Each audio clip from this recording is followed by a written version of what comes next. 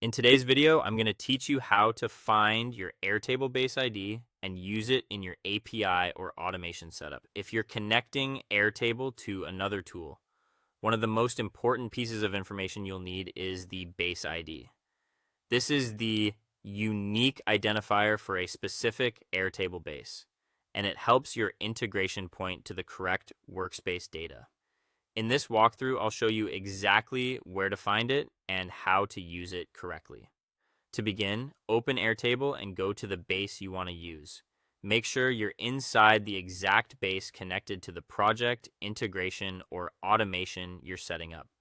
This matters because every base has its own unique ID, so choosing the wrong one can cause connection issues later.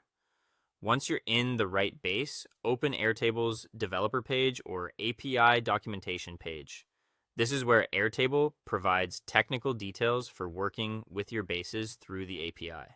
If you're new to this, don't worry.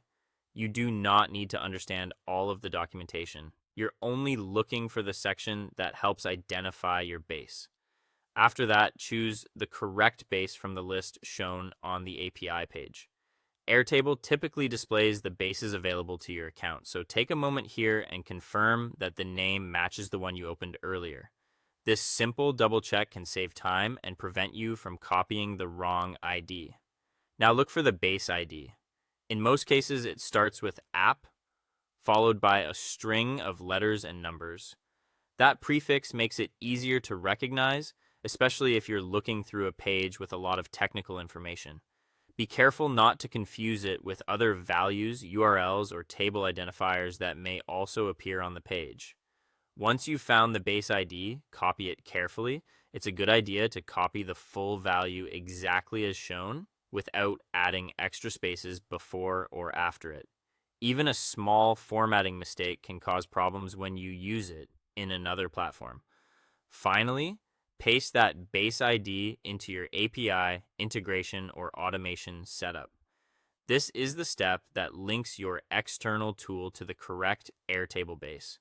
After pasting it in, it's worth reviewing the field one more time to make sure everything looks correct before you save or continue. That's it.